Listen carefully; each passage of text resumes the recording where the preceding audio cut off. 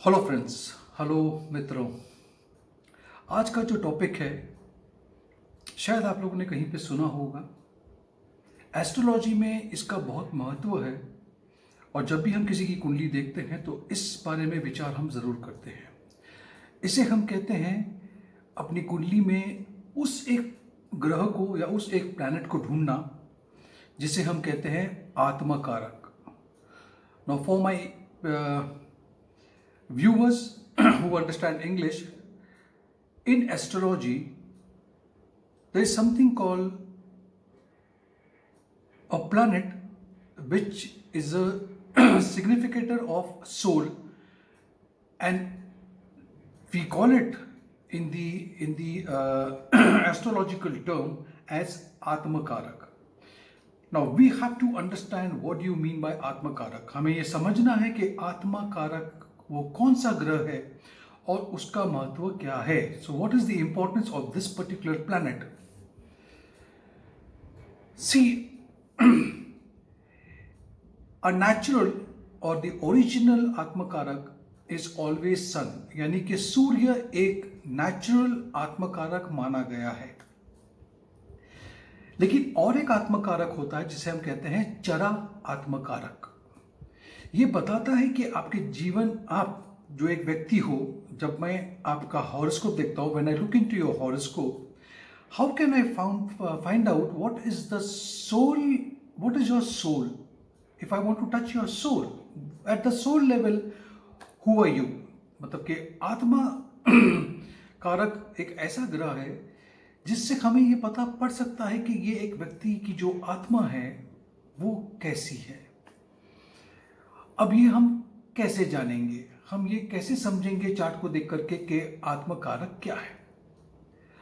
आत्मकारक के साथ साथ एक और शब्द का इस्तेमाल भी किया जाता है। Along with atmakaraka we need to always find out what is a amatya karaka. So please remember, याद रखिएगा, मैं दो चीजों पे बात कर रहा हूं, आत्मकारक और अमत्य कारक। ये दोनों ही चीजें बहुत इंपॉर्टेंट है। मैं आपको ये भी बता दूं, इससे आप अपने करियर का चयन कर सकते हैं। यू कैन सेलेक्ट, और it gives you a choice of career that you can take. It talks about your personality, या आपके पर्सनालिटी के बारे में बात करता है। और सही में देखा जाए तो ये बहुत आसान है किसी की भी हॉरोस्कोप से इस चीज को अध्ययन करना, निकालना। It is very simple and very easy to find out what is the atmakaraka and which is the planet which represents amatya कारक।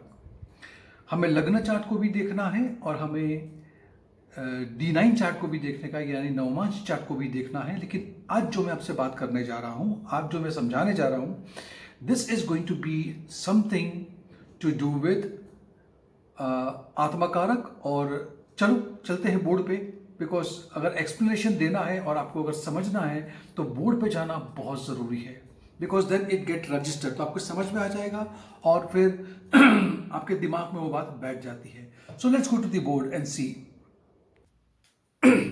मैं चाहूंगा कि इस बोर्ड की तरफ आप जरा ध्यान से देखिएगा। मैंने ऊपर लिखा है what is आत्मकारक, what is अमत्य karaka.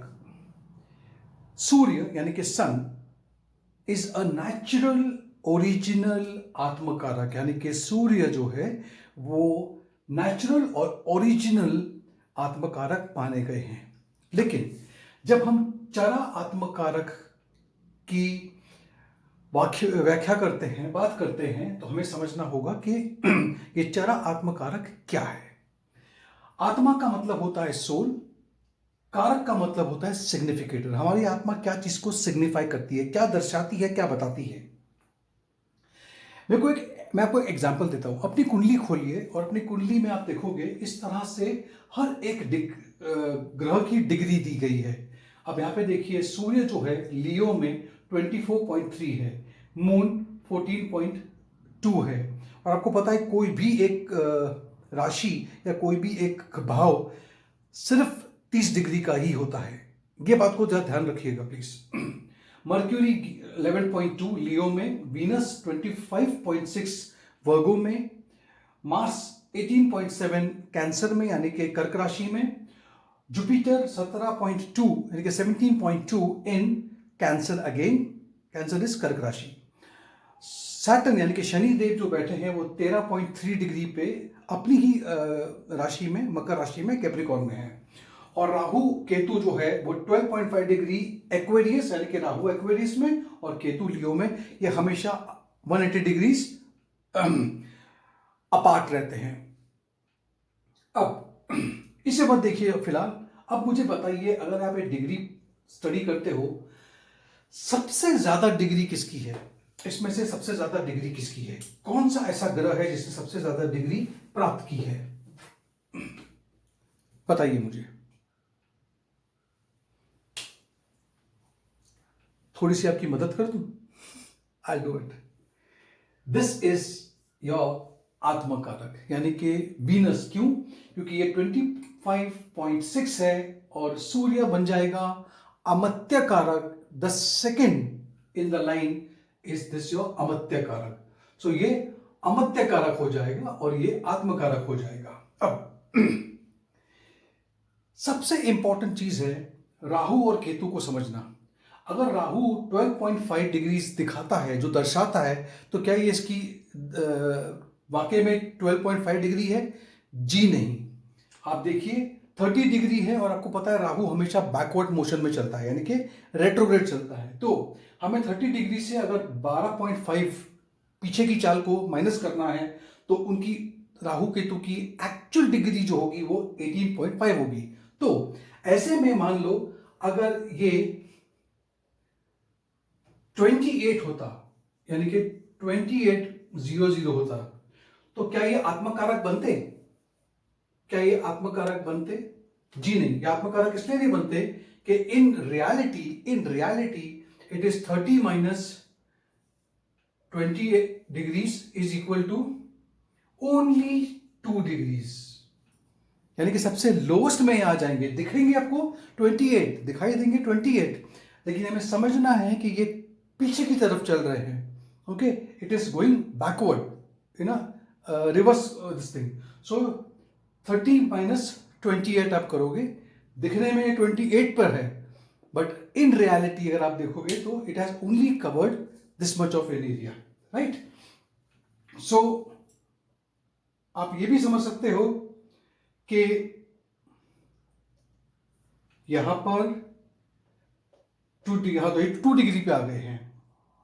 हमें ये नहीं समझना है कि ये 28 डिग्री है तो ये आत्मकारक बन सकते हैं। जी नहीं, ओनली 2 डिग्री ना।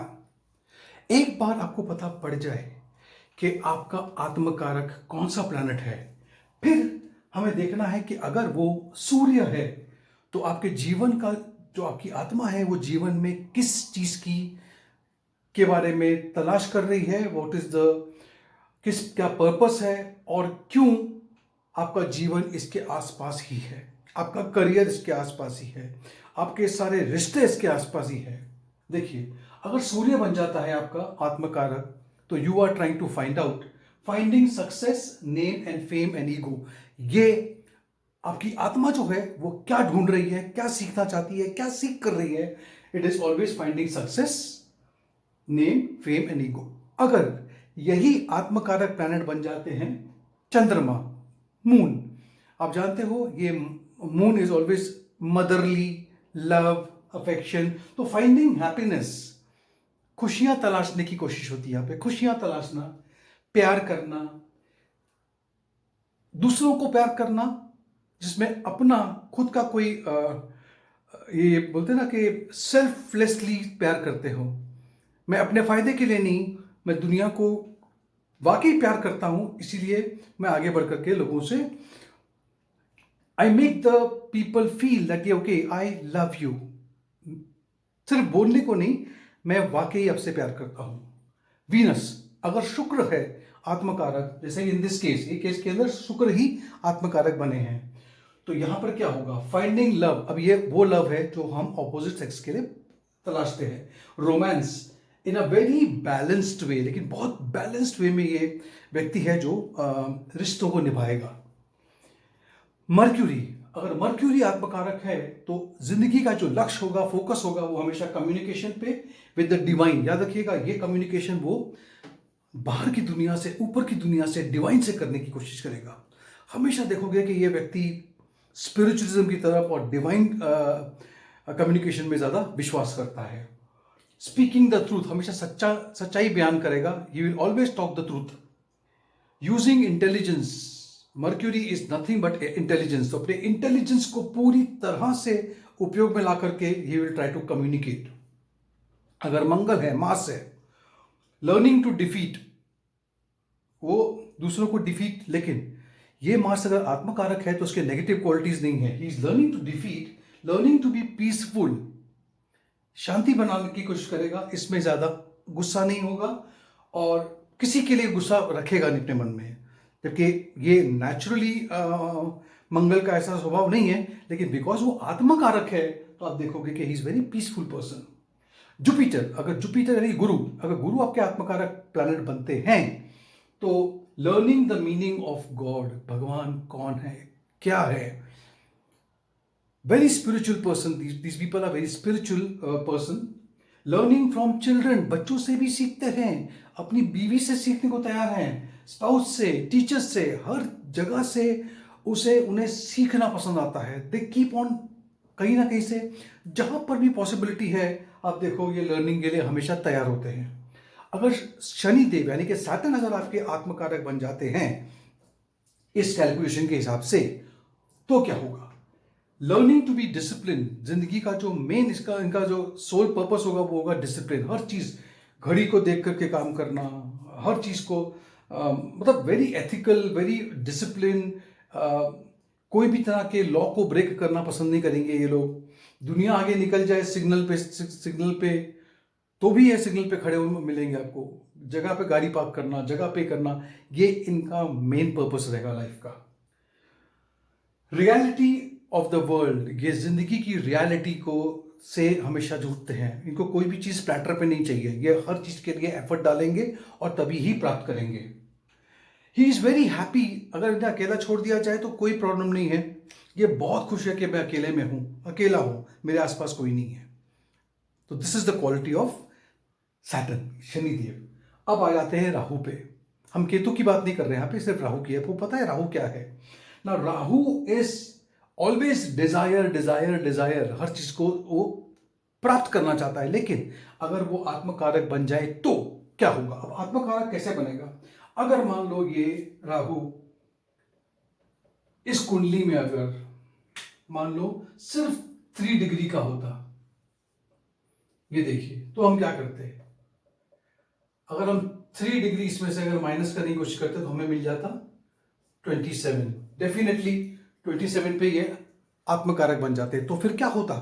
आत्मकारक बन जाते तो लेटिंग गोइंग ऑफ डिजायर, इन्हें कोई किसी जिस चीज को प्राप्त करने का डिजायर नहीं होता, किसी चीज का ऑब्सेशन नहीं होता, मैं पकड़ के रखूं अपने पास। एंड वेरी पेशेंट, जो कि रियली देखा जाए तो ये क्वालिटी राहु की बिल्कुल भी नहीं है, लेकिन क्योंकि वो आत्मकारक है इसीलिए आपको ये क्वालिटी में नजर आएगी। So this was all about atmakaraka. Amatya karaka जो कि सेकेंड प्लैनेट आ जाते हैं, जैसे कि 25 के बाद 24, इसके बारे में मैं एक अलग से वीडियो बनाऊंगा कि अमत्य कारक आप प्लैनेट जो आपका है वो D9 चार्ट में, नवमांश में किस जगह बैठा हुआ है, उसको देख करके आप अपने करियर का चुनाव कर सकते हैं। That means that if you look at the Amatya Karak in your D9 chart and if you look at the planet where it is sitting, you can easily find out what is going to be your career in which field. Fine. So friends, thank you so much for listening to my video, and as usual, like me, subscribe me, and share this video with all your friends, colleagues, relatives, and so on. God bless you. Take care of yourself. Love you.